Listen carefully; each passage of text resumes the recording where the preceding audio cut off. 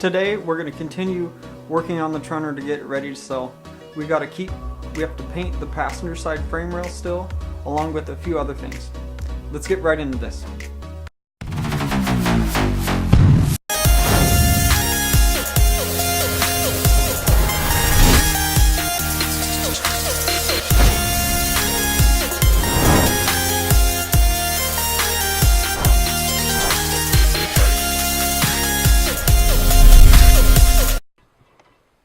Hello. I was going to say hola, but I didn't, so hola.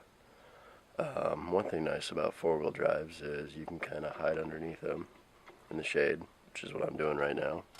Because you can see the sun is out and there are no clouds, so it's already crazy hot today. Yeah, got this little section of the frame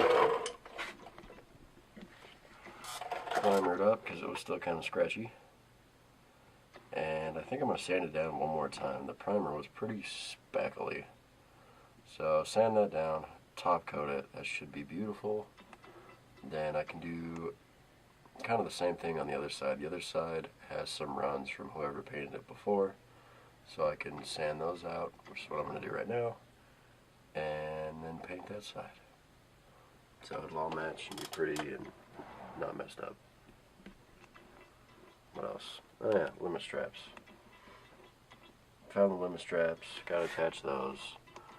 Got a little ECU up inside there, but on the inside obviously, attached, and a few other dealies. I'll show you as we go.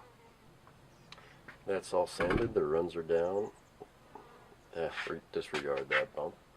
And that's all good to go for paint. Now I just gotta clean it off with some wax and grease remover.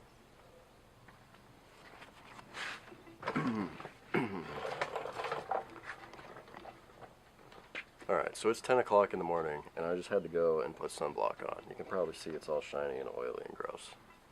Yeah, so part of this is thanks to global warming. I mean, obviously it's summer, but usually it's not this hot, and this is just atrocious. Alright, I've lived in Olympia for about 5 years, Shelton for about 2. In just that amount of time, I've been able to notice the sea level rise. It's probably, I want to say it's been like a foot in the last 2 years. It's been really significant just recently. Not too long ago, high tide came up. There were also some pretty substantial rains, but the sound got so high that the water level was actually part of the street level and parking lot level in Olympia. It was really bad. Another thing that's kind of, not obvious, kind of an indicator, is the jellyfish. I've never really seen that many fish in this area, but the jellyfish have just been absurd. Warmer temperatures mean jellyfish. They thrive more, reproduce more easily, whatever. They bloom when it's a lot warmer. Also, they're an indicator that predators fish, like tuna, things like that, are rapidly declining. More jellyfish means the fewer predatory fish.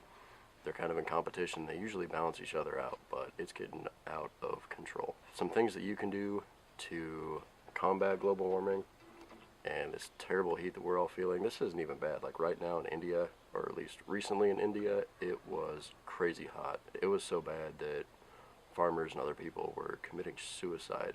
The heat was so bad. And it's never been like that. Ever. Let's see.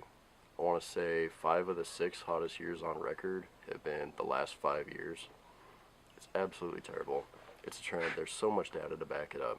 You can Google it, whatever. Some of you don't believe that global warming is real, which is just absolutely terrible and blows my mind. Like, please do some research on it. And when you use Google, use unbiased search terms like global warming.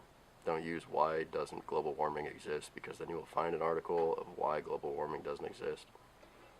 Or even why global warming exists, because then that'll find you articles that do prove it exists. If you choose something unbiased, you can get better search results. Another topic is animal agriculture.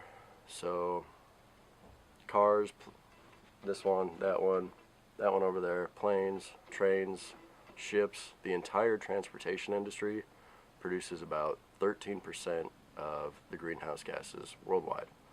Everything that contributes to global warming. The animal agriculture industry is at the very least 18, some measure up to 51% of greenhouse gas emissions by itself, animal agriculture, if it's unchecked, will push us above the 2 degrees Celsius limit. After 2 degrees, pretty much everything collapses and the entire southern hemisphere is just toast. We are rapidly approaching this point. Like, it's so bad. I urge everybody to do everything they possibly can. So beef, chicken, everything, it's all really equally bad. Everybody says beef is the worst, but chicken's worse in a lot of other ways, and they end up kind of evening out. I know the numbers on beef a little bit better. It takes 17 pounds of grain to make 1 pound of beef. So if that's not inefficient, oh my god, that's just terrible. And I want to say 1,600 gallons of water, because you have to water all that grain.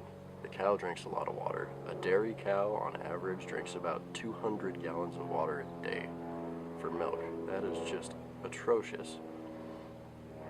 There are plenty of plant-based things out there. Gardein, Gardein, is a really good plant-based food brand. Their stuff's great. Yeah, it has soy. Do you really think that a plant is going to have more soy than a cow that you just ate, that was female, by the way, and that was pumped full of estrogen to produce as much milk as humanly possible? I don't think so. Your steak has more estrogen than soy does.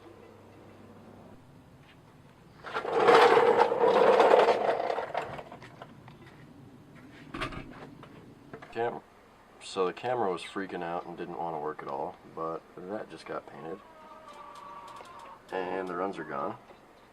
And it's nice and glossy, so it matches all that. And this side got painted. And now it's not all super scratched up. So it matches that. And that. So, looking pretty good down here. So inside of here is where that ECU is I was talking about. If I can get this off of here with one hand. It's a little difficult. There we go.